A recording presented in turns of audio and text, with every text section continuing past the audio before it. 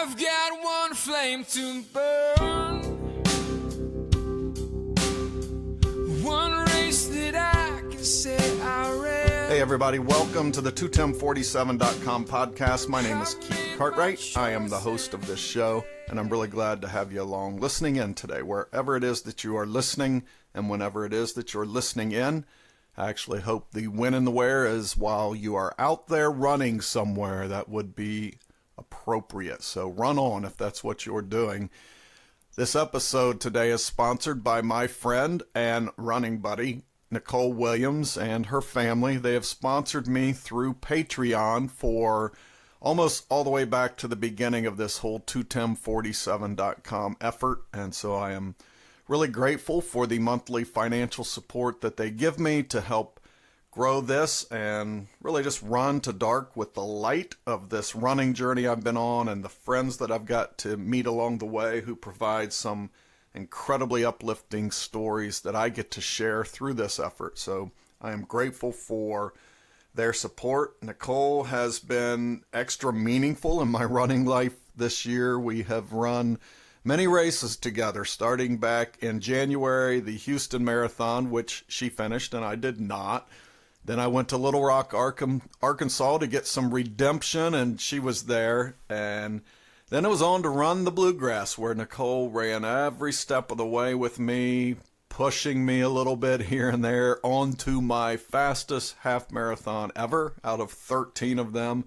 And on what is arguably the hardest half marathon course I've run on in Lexington, Kentucky there. So a big year, and now we are headed towards, what is it about the two of us, these crazy ideas and hard running challenges. But we're off to the Georgia Jewel in September, the end of September, 35-mile trail race.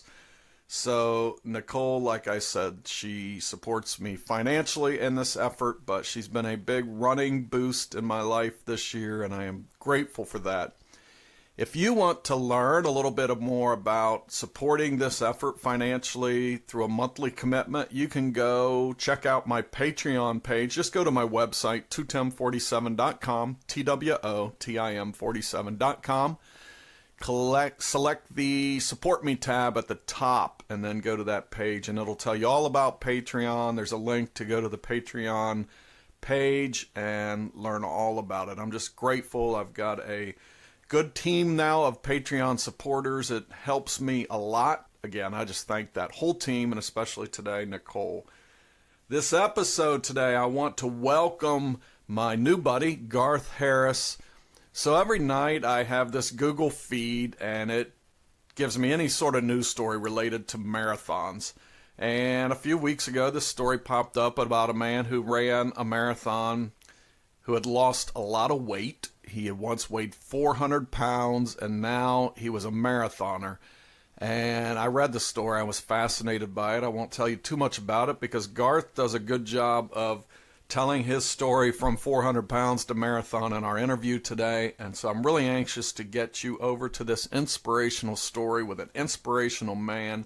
Anytime we start thinking there's something in life we can't do, well, a guy like Garth tells you otherwise. So I want to turn this over to my interview with Garth Harris. Well, I want to welcome Garth Harris to the 21047.com podcast. So welcome, Garth. Thanks for having me. Yeah, so funny, I ran across your story through I think it was a local Salt Lake City or Utah there newspaper, and I have this sort of Google feed every night. It sends me stories that have anything related to a marathon in it. And so this night, when this feed came through, there was this story of this man from Utah who had been on this incredible weight loss journey. I think it said at one point you weighed 400 pounds, and from there to running a marathon. So I was really intrigued by that story and appreciate you giving me some time to talk about that tonight. So I'm curious how you got your start running, and I have a feeling this is an interesting story. Yeah, well, it obviously when I was pretty overweight, I didn't start running right away. It really just started with walking. So it was beginning of 2016, January. I just kind of made a New Year's goal that I wanted to lose some weight, and I started just watching what I eat, and that was probably the biggest component of it, was watching what I ate. And then I just started walking around the block, and as I found success with my weight loss, I was able to do more and more, which just kind of brought me throughout the whole year. And then I started running probably September, October, somewhere there. I remember running my first mile on the treadmill. It was pretty incredible. So what was it? Was there something that clicked into you? I mean, I think I read in the article where, again, you got up to 400 pounds, and I'm curious what clicked in you, what hit you that just was that moment that said, today's the day I need to do something about this? There was kind of a lot of factors that played into that. It's hard for some people to relate to that just because they don't get up to that weight. But when you are that weight, and I'm not very tall, I'm for being 400 pounds, I was only 5'11", so that's pretty heavy. It wasn't like I was 6'5", 6'7", things like that. But when you're that weight, your knees really just start hurting, and the weight wears on you. Going upstairs is exhausting. Carrying groceries is exhausting. And just living life, it just wears you down. And there's the mental aspect to it as well. You walk in, you're the biggest guy in the room, and you always have that in the back of your mind. People are looking at you. What are they saying? You're always really self-conscious about your body image. At that point, I had enough. I wanted to make a change. And so it just clicked for me. I don't know if there was one defining moment that made me change, but there was just something that said, got to do something different, because I want to be here for my wife and my girls. And I know that if I continue down this path, I'm not going to be. How old are your girls, Garth? I have 4 girls. My oldest is 16 and my youngest is 6. Wow. Yeah. So you're outnumbered, buddy. I know it. Tell me a little bit more about that. And I could hear it in your voice a little bit. That first mile on the treadmill. Oh, that was, at the time, it was pretty incredible. I have never ran a straight mile before in my entire life. I'd made some attempts to lose some weight prior and getting on the treadmill and doing that thing, but I'd never been able to run consistently for an entire mile. So it was a pretty big milestone for me. I mean, in retrospect, I was looking back and it was probably closer to like a 15, 16-minute mile. So it was pretty slow, but still, for me, it was quite an accomplishment. Trust me, I remember those first 15, 16-minute miles. And, for the time at that time, for me, they might as well have been 5-minute miles, because it just gives you a real sense of accomplishment. I want to read something. I read this in the article, and then I want to talk about that a little bit. You said that even when I was overweight and I knew it wasn't possible, I wanted one day to be able to run a marathon. Curious why that marathon goal, dream was in you, even when you thought, and I was there at one time too, that could just never be me. I'm curious why that was such a goal or a dream for you. I don't know if there was just something about a marathon that just I gravitated towards. I think it was the overall challenge and the distance. You look at it and I thought to myself, running for 26 miles. Who can do that? Right. So, just to be able to run that kind of distance and to be able to accomplish something like that. You always hear about the hype of the Boston Marathon and the Olympics and long distance running, and there was just something that kind of drew that drew that to me, and I was drawn to it. It was kind of one of those intangible goals that I knew I would never be able to hit, but it was there. When did it shift from, man, this is something I want to do, but I know it's not possible, to something I think I'm going to do? It was probably, well, it was right after my first 5K, surprisingly. Kind of jump into running full force, both feet first. I got invited to run a 5K on Thanksgiving morning. It was a local race with my brother-in-law, and he's like, "Hey, we're going to be waking up early. Why don't you come out with us? Let's run this thing." And I'd been running a little bit on the treadmill. I was thinking, I could do this. I can run 3 miles. So I went out there, and instantly I fell in love with the atmosphere, with the camaraderie, with the people. They were everybody was there just cheering everybody else on. They had a single goal in mind, and it didn't matter how fast or slow. People still cheered for you just the same. And so after I accomplished that first 5K, I was like, you know what? I can do this. I can run a marathon. What really helped me the most was that I got involved in a local training group at the time, and they put together a training plan for me and kind of helped work out a lot of the logistics with running a marathon that I never even knew existed. Things like nutrition and water and all of those little things. Now, you say this really was Go ahead. You say this was Thanksgiving, so was this still in 2016 then? Yeah, 2016, correct. Yeah, and so how much were you weighing at this point then? How much weight had you lost between January when you kind of made this commitment to Thanksgiving? I had lost 80 pounds by then. So you were still fairly heavy when you went out and tackled that 5K. Oh, definitely. Yeah. And I was still pretty heavy at that point. And I'm sitting here as I'm listening to you, and I'm kind of got two different pictures of, the way you described when you were weighing 400 pounds and the mental aspect of that, just always worrying about your weight, being around other people, wondering what they're thinking. And then here you are, still pretty heavy in this 5K, but now you're in this running community, and it just sounds like you felt accepted and just really thrived on that acceptance and the cheers and just that atmosphere. Oh, absolutely. Yeah.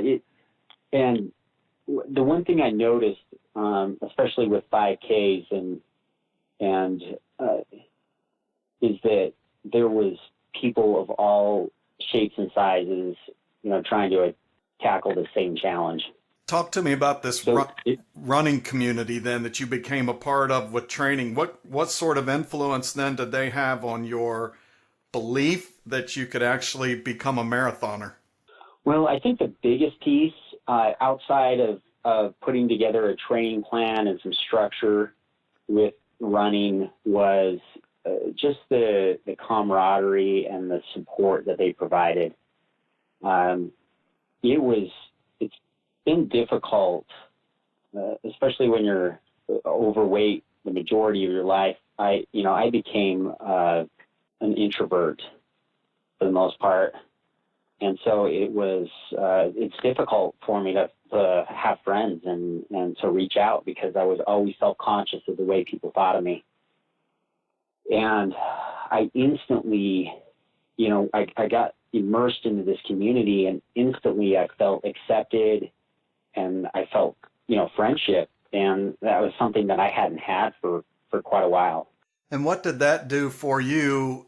I'm just curious, did the people closest to you start to notice a difference in you in terms of your personality? And did they see an old you coming out, or just this new you that was emerging through running? I think I caught a lot of people off guard. There was this, I think it was a new me. it was, I was much more outgoing. I wasn't always to the back of the room. I was actually out there engaging people and talking to people, and I think it caught a few people off guard, just because they'd never seen that from me before. And so this 5K, you said you instantly fell in love with running, which I'm going to tell you was about a 3-year journey for me from the first time I ran a race to the day I said I love running. It was always a struggle for me, but that's kind of why I liked it. I just loved the struggle of it. I loved the challenge, and I just loved that feeling at the end after you knew you had conquered something really difficult. When did you target a marathon then after that Thanksgiving 5K? When did you say, okay, here's the marathon I'm going to run? Well, I joined this running group in November, and initially I thought, I'm just gonna step into this slowly. So, I think by May I should be able to be ready for, maybe a half marathon. But by the time January rolled around, I was like, you know what, I'm just going for it. I'm gonna go for the marathon. So it was sometime in January that I committed to running that marathon. And when was the actual marathon then? It was the third week in May in 2017, the Ogden City Marathon. And so fast forward to May then, and you're at the starting line of this marathon. What's going through your head that day? I mean, as you're reflecting back to January 2016, when you kind of made this New Year's resolution that I'm going to lose some weight, you started eating different, walking a little more, 1 mile on the treadmill. Now here you are, 16 months later, 17 months later, at the starting line of a marathon. What is going through your head at this point? Well, there was a lot of self-doubt at that point. And one of the biggest challenges and one of the things that I was really nervous about 6 weeks prior to running this marathon, I had emergency surgery. My gallbladder decided to go bad on me just overnight. And the next morning I was in surgery, and so it put me down for a good 3 weeks without being able to run. And that was 6 weeks before this marathon. So a lot of that fitness that I had worked on so hard to build up for this marathon, I kind of set me back a little bit. So that when I was up there at the starting line, ready to run this marathon, I had quite a bit of self-doubt at that point. I wasn't sure that I was 100% ready. And reflecting back, and all the different races that I've run so far, I don't know if I've ever felt 100% ready for any race that I've decided to run. But this first marathon, I was really questioning myself. Can I do this? Can I go 26 miles? I just had surgery. I haven't really run this distance before. Is this even possible? Am I going to get halfway through and end up dropping out? So there was a lot of questions and self-doubt right there on that starting line. Now I'm sitting here wondering, did your doctor question whether it was a good idea for you to be out there running? I mean, that's fairly significant surgery just 6 weeks out. But your doctor gave you the go-ahead? Yeah, he did. And the fortunate thing is that because I'd been running so frequently up to that point, I had a really strong heart rate. I recovered pretty quickly. And so based off of my progress from that surgery, he said, you should be good to go. As long as, you kind of left it up to me at the end. He said, you be the gauge, you be the judge. If you're feeling pain, obviously you shouldn't go. But at that point I was feeling pretty good. I mean, that's pretty amazing, Garth, if you think about it, that, just a year and a half earlier, if you'd have had that situation, you may have not have had the heart that made it easy to heal and the body that was poised for the kind of recovery you had. So just the fact that you had reached a point where a doctor said your heart really helped you through this thing. That's a pretty amazing part of this story in itself. Oh, absolutely. I mean, when I started this journey, I was definitely pre-diabetic. I was suffering from sleep apnea. I was on the higher, I didn't have technically high blood pressure, but I was on the higher end of blood pressure, my heart. And just, so physically, I think if I would have had that surgery then, it would have been a different story for me, for sure. So you've got some doubt. You're at the starting line of this marathon, which to me is just an unbelievable story in itself. And so obviously, they call you to the start and you take off. How did the race go? The first probably 13, 14 miles, I felt like it went really well. It's one of those races. If you ever make it out to Utah and you want to run a road marathon out here, the Ogden City Marathon is just absolutely beautiful. It starts you way up in a cool canyon early in the morning. It was like 50 degrees in the morning, and so you're just running down this road, and it's just gorgeous. You've talked me into it. You had me at 50 degrees. Oh yeah, I know it. I was just fortunate because the year prior, on that same day, it started snowing and raining sideways, and like 3/4 of the participants decided to drop out just because of hypothermia and all sorts of stuff. So yeah, you lost me there. I'm going to stick with 50. Yeah. So through 14 miles, you're done pretty good. It sounds like. Yeah. And tell me it was. What was your longest run prior to this race? I had done a 22 miler. Okay.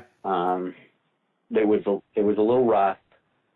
So I knew that as I got later into the marathon, it was going to become more and more challenging. As you move down out of this first canyon that you're running through, it kind of takes you through this town, and then you turn up by a reservoir, and as you turn, you climb what at the time I thought was a pretty significant hill, and that's where things started to turn on me. So I attempted to run it, but it ended up just walking to the top of it. And then I got to the top. I was able to run a few more miles, and then I hit about mile 18 or so, and that's where things really started to come off. The wheels started to come off. My legs started hurting. My calves started cramping up. The typical things that you deal with later in a race. That's really where it started get challenging, and I swear that they started setting the mile markers just further and further apart. Every mile just seemed to go slower and slower. But you ultimately made it to the finish line. I did, yeah. It's the way they have the race set up is that you round this corner and then you're running down the street, and it's pretty narrow, and that's where all the spectators are, and that's where all your family can gather. And so I'm running down the street, and everybody's there cheering you on, just so much energy, and you just can't help but just get involved in it. And then there at the very finish is my wife and girls just standing there waiting for me. And there's nothing sweeter than coming across that finish line and being embraced by the people you love, just because you've accomplished something. Up to that point was probably one of the hardest things I've ever done, is, putting myself through that and being able to cross that finish line.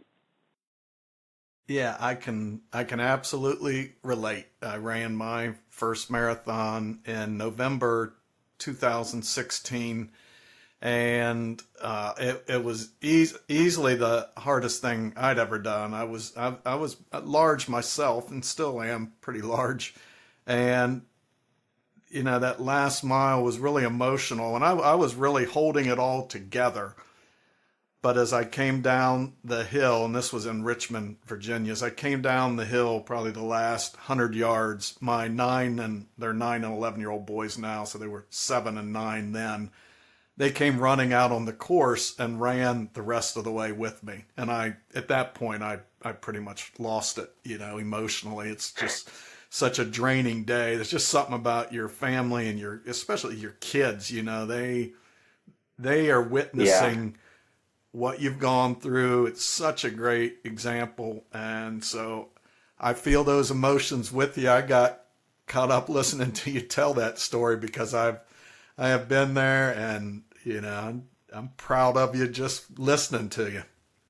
Yeah, and obviously you can tell that it's something that's pretty special for me, and it's something that I reflect back to often.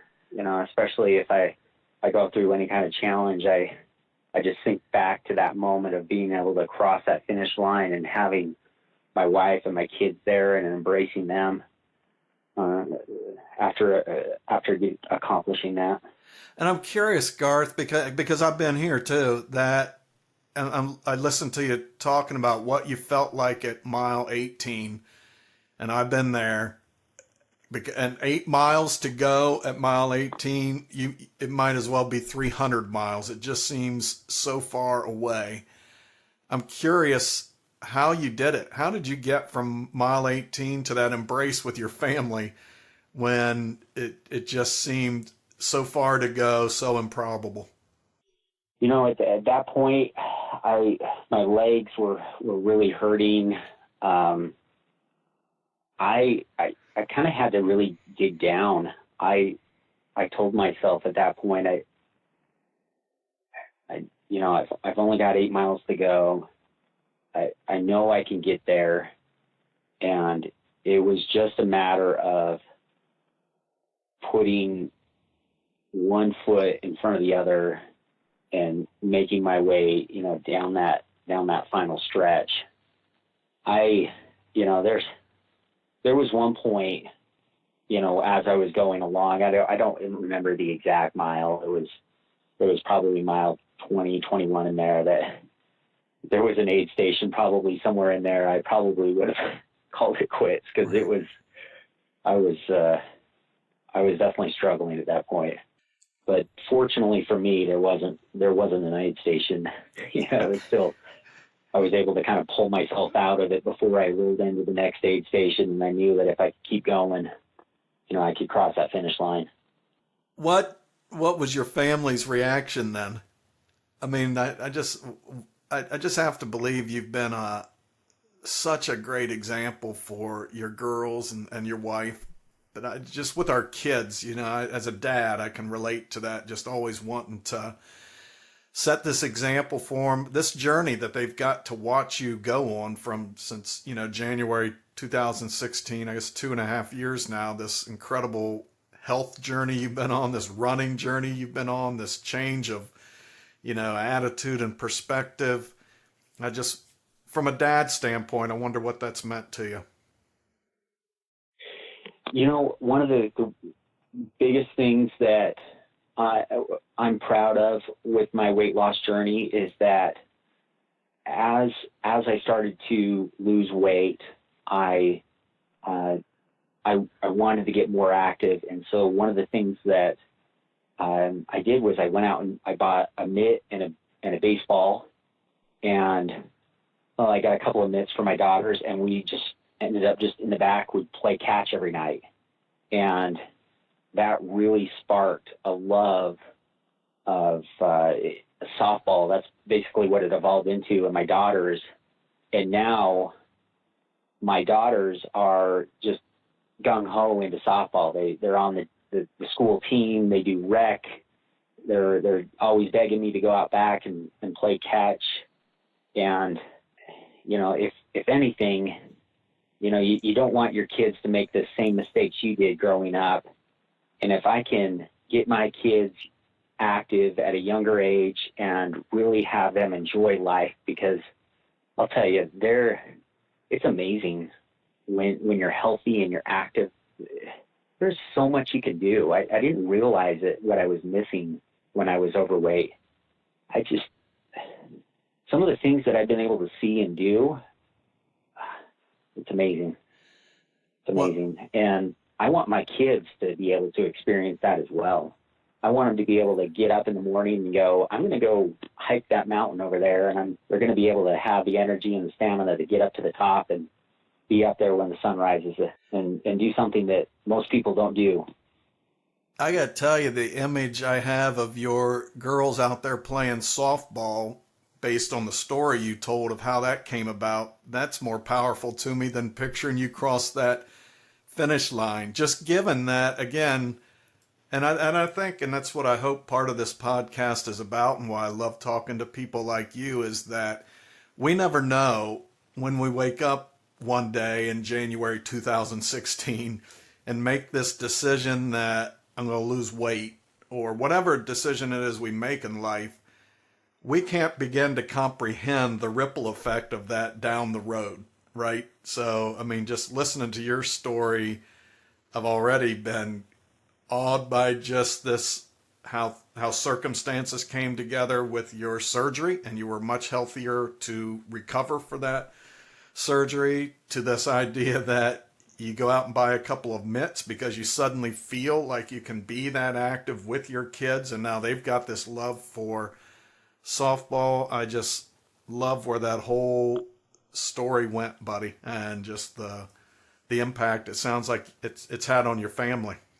Oh, absolutely. Yeah, and I see it just not with my immediate family, but my extended family too. Like, whether they want to admit to it or not, but I've got, some brother-in-laws and sister-in-laws that are now starting to get into running themselves, and they're going to be, I believe one brother-in-law is actually going to start training for a marathon himself.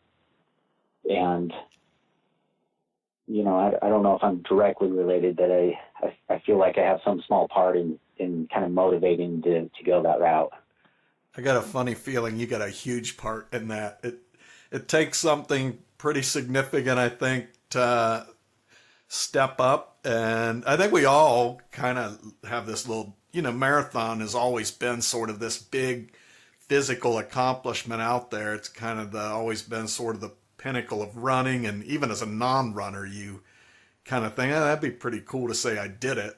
But to actually start training for it and commit and sign up to do it, that takes something pretty big to trigger that. So I think them watching this story and this journey you've been on has probably been a pretty big spark.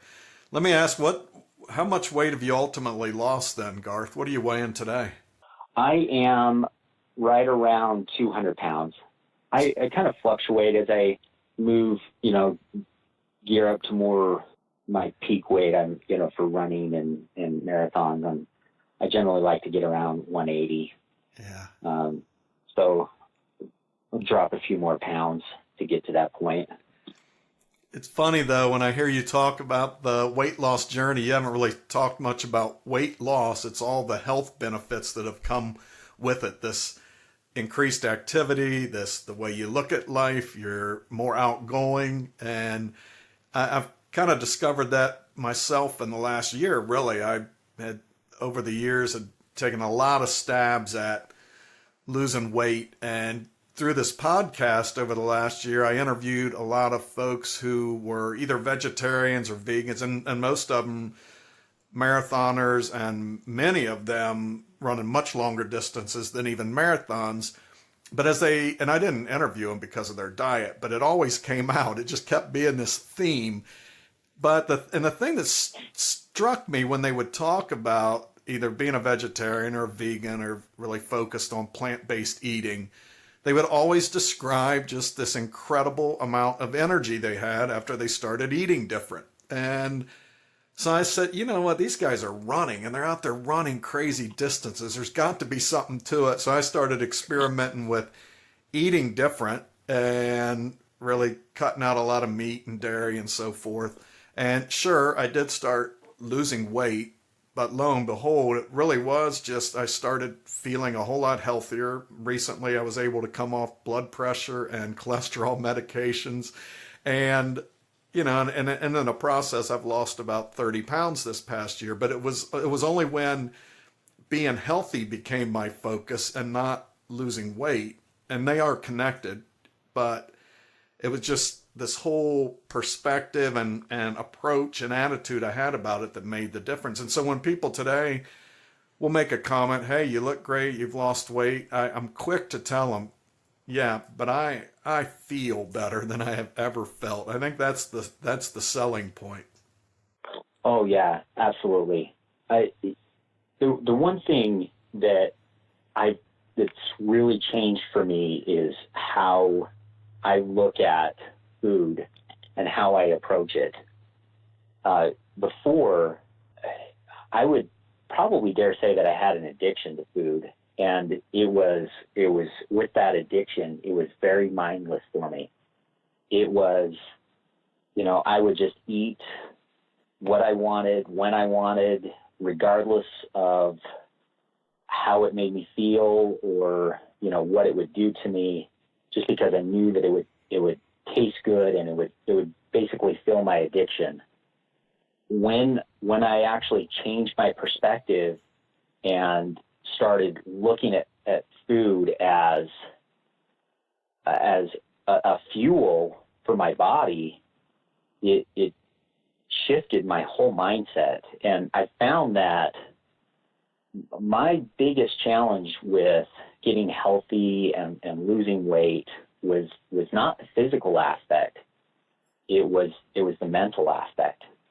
It was, you know, when you look at that dessert, and it was getting over that, hey, I'm not going to be running tomorrow, or I don't need those extra carbohydrates in my diet right now because I'm not burning the energy that's going to require that. By taking that approach as food is fuel, it's been nice because as I've gotten healthier, I've been able to adjust my diet appropriately to the level of activity that I needed it to. So, you know, as I know that I'm going to run longer distances tomorrow or in that, you know, later that day, I can fuel my body properly based off of my needs. How did you get to that point? Because I think that's true. I think a lot of eating, certainly I relate to that 100%. How did you go about making that mental shift? Because I would say that's with a lot of bad habits or a lot of, just habits that we get into. I would dare say a lot of it is mental, and a lot of overcoming it is changing the way we look at things. How did you do that? You know, the biggest tool that I used is I used a tool that was called Map My Fitness. It was an Under Armour app. It was free, and I believe that's what it was called. It was basically where I would log my calorie intake on everything that I ate in that particular day. And so I kept a very close eye on I would keep a close eye on my calorie intake. And one of the tricks that I used was that I would always log the food that I was about to eat prior to me eating it. And so I'll tell you, all you have to do is you put in a glazed donut just once, and you look at the fat content, you look at the calories that thing pulls up, and you really kind of question, right, do I really want to eat that?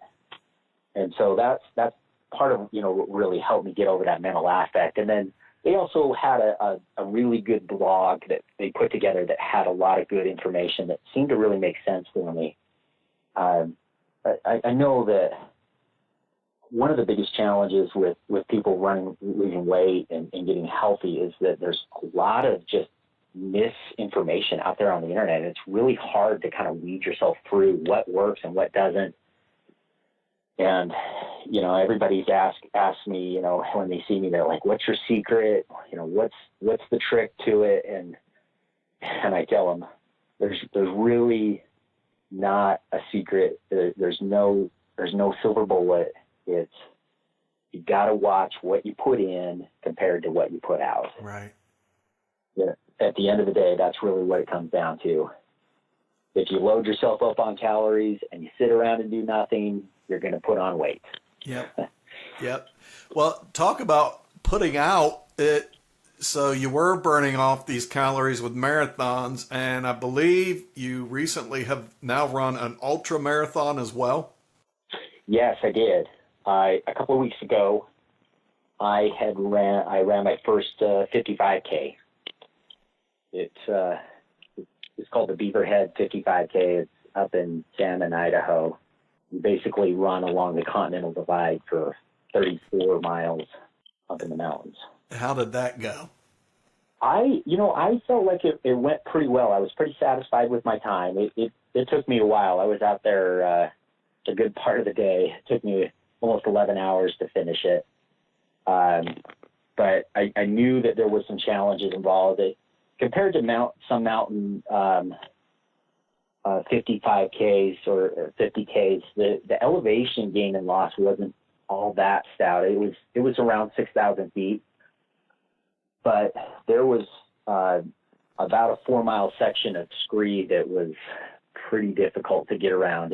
I think through that section I did around a 30-minute mile just because there was barely walking. You were more balancing on rocks and oh my goodness, trying to make where you're up on tops of peaks and you can look 200 feet down below you.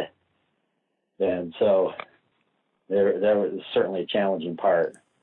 Yeah, I'm actually getting ready to run my first ultra the end of September. It sounds similar. It's, a trail in northern Georgia, and I think it's about 6,000 feet of elevation gain as well. I'm hoping there's no 4-mile section like you've just described, but we'll see. What did you find to be the biggest challenge going from that marathon distance to the 55K?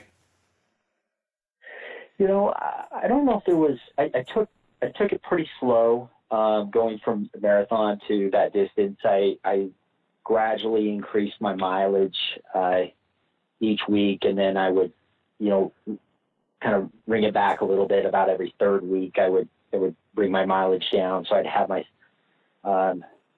give my body a chance to recover a little bit, and then I boost my numbers up again or my miles up again. I think one of the biggest challenges that I wasn't as prepared for as I'd like, it was that the majority of the race is around 10,000 feet in elevation. So living in Utah, you're right around 4,500, and I can get up to around 6,000 feet in elevation pretty easily, pretty regularly, but getting up to that 10,000 foot mark on a regular basis, I found was kind of a challenge. Oh, yeah, I can imagine. So what's next? I mean, again, this has been a pretty rapid journey when I think back to, just 2.5 years ago, you're 400 pounds making this decision. I want to do something a little different, celebrating that first mile on a treadmill. Now you've run an ultra. What's next, Garth? That's a good question. After I was so focused on running this 55K, after I had finished, I kind of felt a little lost almost. I need to kind of sit down and evaluate my goals. I have this idea that's kind of in the back of my mind that I'd like to run a 50 miler next year, but I'm not sure which one yet. But I'm thinking that's what I'm going to start working towards.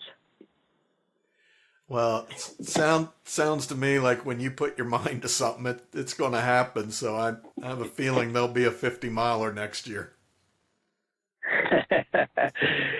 Yeah, I'm hoping so. There's some local 50 milers here in Utah that's pretty challenging, but pretty amazing that I may want to tackle. So in kind of wrapping this up, if there's somebody out there who maybe they're overweight or maybe they're battling something else, they're other than weight, and they, in the back of their mind, just, it looks hopeless, right? It just looks like I can never change this. What would you say to them? Well, I'd probably say a couple of things. I'd probably say, get off the social media and then get involved in actually meeting people and talking to people face to face. There's a large running community out there that, regardless of your level, your speed, is going to be there to support you. I know in my area, I have several running groups that meet on a regular basis, and regardless of where you're at in your training or how fast you run, they just welcome you in and, make you feel like you're part of the group. And so if there's somebody out there that's struggling, get involved in the community, because I think you'll be surprised on what kind of support you'll find out there. Yeah, I have to agree. I tell people all the time when it comes to this running journey, and there's a lot of things physically I've accomplished that I certainly never thought I could. But when I talk about running, I always say the biggest value has been the friendships I've made, the camaraderie, the opportunities to get to meet new people, to get to know a diverse group of people. Like you said earlier, I mean, this running community is made up of everybody. And so that's been a real value. And, a lot of these folks, if I have something going on in my life, it's these running friends really who are the first ones there to lend a hand. So I echo that completely. Absolutely. Yeah. And it really doesn't matter what level you're at. If you're just beginning or you're attempting to run your first 100-miler, there's people out there that are going to be in your same situation. Well, Garth, I am really grateful for your time tonight. Yours is an inspiring journey, and I know you've worked hard at it. I am thankful you are reaping some of the health benefits. I love what's happened with your daughters. I look forward to following this journey as you run on, buddy. Yeah, absolutely. I'll keep you in the loop on what my next race is and what happens next. Yeah, let's stay in touch. Hey, Garth, thanks, buddy. I hope you have a great night, and thanks for sharing. Yeah, you bet. That was a real meaningful conversation I just had with Garth Harris. His story is really what this podcast is all about. These folks that just overcome what are seemingly impossible odds, seemingly impossible obstacles to achieve a dream. I don't know how impossible it must have seemed to Garth when he was a non-runner, but in the back of his mind thinking, I'd like to run a marathon. And if you missed the emotion in his voice when he talked about meeting his family at the finish line, his daughters and his wife, go back and listen to it, because I got pretty choked up doing the interview, just listening to that raw emotion and really just piecing it together where it all came from. This is a man who was afraid to face people because he was self-conscious about his weight. And now he's a man finishing a marathon.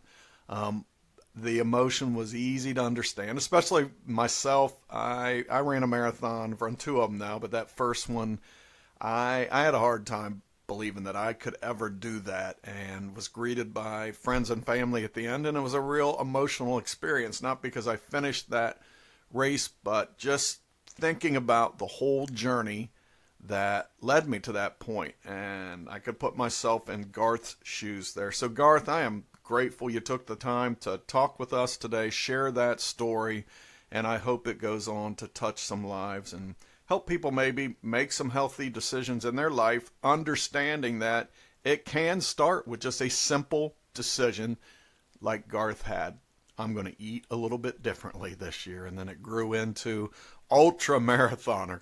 Goodness gracious. So Garth, I'm going to be following in your footsteps, buddy, come September. I'm going to tackle that ultra marathon. I'm going to remember this story as I look for all the strength I can get to complete that mission.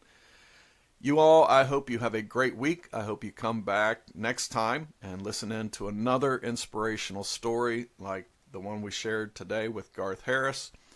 If y'all are running this week, get out there and run hard. If not, go cheer somebody on. Race season is certainly full mode, full go. So lots of races out there. Go cheer somebody on. And if you're not running, hey, keep coming back. These stories like Garth Harris, they are much, much deeper than just a running story.